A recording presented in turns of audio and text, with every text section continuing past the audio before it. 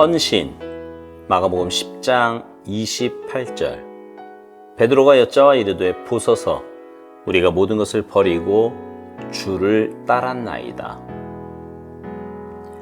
주님께서 실제로 대답하신 내용은 제자로서의 헌신이란 주님을 위한 것이지 다른 무엇을 얻기 위한 것은 아니라는 것입니다. 흥정하려는 장사꾼의 심정을 가진 헌신을 언제나 조심하십시오. 저는 죄로부터 구원받고 거룩하게 되기를 원하기 때문에 저 자신을 하나님께 드립니다. 이러한 모든 것은 주님과 바른 관계만 맺어지면 저절로 주어지는 것이지만 보상 심리는 기독교의 근본 정신도 참된 헌신도 아닙니다. 상업주의 속에서 사는 우리는 뭔가 하나님께로부터 받을 것이 있을 때 헌신하는 경우가 있습니다. 그래서 이렇게 말합니다. 아닙니다, 주님. 저는 주님을 위하기보다 저 자신을 더 위합니다. 저는 자신이 깨끗하게 되기를 원하고 성령으로 충만하게 되기를 원합니다. 저는 주님의 전시장에 놓여져서 하나님께서 저를 위해 하신 일들을 사람들에게 내보이고 싶습니다. 그러나 참된 헌신은 하나님만을 위한 것이어야 합니다. 만일 하나님께 뭔가를 더 얻으려고 헌신한다면 그것은 성령의 역사가 없는 헌신이고 자신의 유익을 구하는 비굴한 장사 속 마음일 뿐입니다. 천국에 들어가는 것, 죄로부터 구원받는 것, 주님께 유익한 존재가 되는 것 등은 진정한 헌신을 할 때 고려하지 않습니다. 참된 헌신은 주 예수 그리스도만을 내 모든 인격 속에서 최고로 사모하는 것입니다. 인간관계 속에서 예수님은 어디 계십니까? 대부분 우리는 주님보다 사람과의 관계를 중요하게 여깁니다. 그래요, 주님. 저는 주님의 부르심을 들었습니다. 그러나 가족들은 어떻게 해야 하나요? 주님과 더 이상 함께 갈 수는 없어요. 이때 주님은 말씀하십니다. 그렇다면 너는 내 제자가 될 수 없단다. 주를 향한 진정한 헌신은 언제나 인간관계보다 더 중요해야 합니다. 주저하지 말고 극복하십시오. 우리가 주님께 온전하게 헌신하면 그분은 우리의 헌신 가운데 상처 입은 주변 사람들의 아픔까지 완벽하게 책임지십니다. 주님께 헌신하다 중도에 멈추지 않도록 주의하십시오. 실제로는 헌신하지 못하고 비전만 찾다가 끝나는 경우가 많기 때문입니다.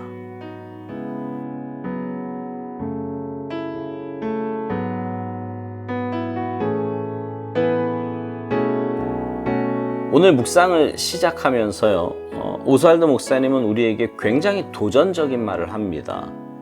흥정하려는 장사꾼의 심정을 가진 헌신을 언제나 조심하라고 경고해요. 그러면서 보상 심리는 기독교의 근본 정신도 참된 헌신도 아니라는 것입니다. 여러분 마음에는 그런 마음이 없으신가요? 내가 이렇게 헌신하니까 하나님께서 이런저런 것으로 갚아주실 거야. 내가 이런저런 것을 드리니 하나님께서 이렇게 저렇게 채워주시겠지. 그게 장사꾼 심정이라는 거예요. 부끄럽지만 사실 저도 이 부분에서 자유롭지 못하다는 것을 고백할 수밖에 없습니다. 주님의 일을 하면서 뭔가 바라는 그런 심리 말이지요. 그러나 여러분, 오스왈드 목사님 말대로 참된 헌신은요, 하나님만을 위한 것이어야 합니다. 우리가 헌신하는 이유는 다른 무엇 때문이 아니라 하나님의 일이기 때문이에요. 무슨 말이냐 하면 우리가 주님의 일에 헌신하는 이유는 그 일 자체가 하나님의 일이기 때문이라고요. 저는 하나님과 우리와의 관계를 부모와 자녀의 관계로 종종 설명합니다. 여러분 자녀 키우실 때 어떤 마음으로 키우셨나요? 이 아이 잘 키우면 나중에 내 노후가 굉장히 편안해지겠지. 여러분 혹시 이런 마음으로 키우셨습니까? 아마 정상적인 마인드를 가진 사람이라면 그런 부모는 없을 거예요. 그저 내 자식이고 내가 사랑하는 자녀니까 그런 희생과 헌신을 했던 거지요. 자녀도 마찬가지예요. 부모님이 날 키워주시고 희생과 헌신으로 양육해 주셨으니까 그 보답으로 효를 하는 겁니까? 아니지요. 그러면 그건 계산이 되는 거고요. 관계가 이상해집니다. 그냥 부모님이니까 섬기는 거예요. 내가 사랑하는 분이니까. 네. 부모님이니까 효를 다하는 거죠. 하나님과 우리의 관계가 그래요. 하나님은 우리의 아버지이십니다. 물론 그분이 우리에게 베푸신 은혜와 사랑은 감당할 수 없을 만큼 크고 놀라운 거예요. 그러나 여러분, 그렇다고 해서 그것이 내 헌신의 조건이 될 수는 없습니다. 아니, 정확히 말해서 내 헌신으로 그 은혜와 사랑 절대로 갚을 수 없습니다. 계산조차 할 수 없다 이 말이에요. 더군다나 이미 그런 은혜와 사랑을 받았는데, 그래서 그 은혜와 사랑에 감사하여 헌신하는 것인데, 그 헌신의 결과로 또 무언가를 얻기를 원한다면 장사꾼 심정을 넘어 도둑놈 심보 아니겠습니까? 그래서 오스왈드 목사님이 이런 말을 합니다. 만일 하나님께 뭔가를 더 얻으려고 헌신한다면 그것은 성령의 역사가 없는 헌신이고 자신의 유익을 구하는 비굴한 장사 속 마음일 뿐이라고요. 그러니까 우리의 헌신에는 성령님의 역사가 있어야 한다는 겁니다. 그런데 자신의 유익을 구하는 비굴한 장사 속 마음이 되니까 성령님의 역사는 없다는 거지요. 성령님의 역사가 없는 하나님의 일이니 그 일은 이미 하나님의 일이 아니라 내 일이 되는 것입니다. 여러분, 부모가 자녀를 양육할 때 내가 부모니까 이런 일 한다, 이런 마음이면 이미 그 일은 짐이 되고 고통이 되는 겁니다. 혹은 내가 이렇게 해야 나중에 덕을 보지, 이런 마음이라면 그건 뭔가 잘못돼도 한참 잘못된 마음인 것입니다. 하나님께 헌신할 때도 마찬가지예요. 하나님께 헌신할 때는 내가 받은 그 엄청난 은혜와 사랑, 그러니까 구원, 천국, 뭐 이런 거 별로 생각나지 않습니다. 그저 하나님이 좋고 하나님의 일이니까 좋고 하나님께 쓰임받으니까 감사하고 그런 마음에서 하나님의 일을 하게 되고 헌신하게 되는 거예요. 오스왈드 목사님이 참된 헌신에 대해서 이런 말을 합니다. 참된 헌신은 주 예수 그리스도만을 내 모든 인격 속에서 최고로 사모하는 것이라고요.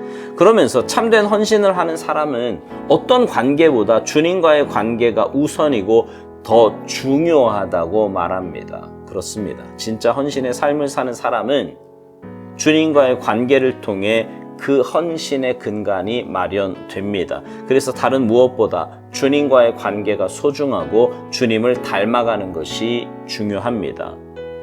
그렇게 참된 헌신의 삶을 살아갈 때 우리의 삶에는 전혀 생각지도 못했던 열매들이 나타나게 됩니다. 뭔가를 기대하는 헌신이 아니라 주님과의 관계 때문에 하는 헌신이었는데 말이죠. 그 열매에 대해서 오스왈드 목사님이 이렇게 말합니다. 우리가 주님께 온전하게 헌신하면 그분은 우리의 헌신 가운데 상처 입은 주변의 사람들의 아픔까지 완벽하게 책임지신다고요. 주님과의 관계에 우선순위를 두면 그것으로 인해 상처받는 사람이 생길 수 있지요. 뭐 예를 들면 부모님이나 자녀들 혹은 배우자도 그럴 수 있어요. 그러나 우리가 정말 주님과의 관계로 인한 참된 헌신의 삶을 살아간다면 결국 그들 모두도 하나님의 은혜와 사랑을 맛보고 누리게 될 것입니다. 사랑하는 성도 여러분, 주님께 온전한 헌신, 참된 헌신하며 살아갑시다. 그래서 여러분의 헌신을 통해 여러분이 속한 공동체에 하나님의 뜻이 세워지고 하나님의 나라가 확장되며 영혼 구원의 놀라운 역사가 나타나게 되기를 주님의 이름으로 축복합니다. 아멘.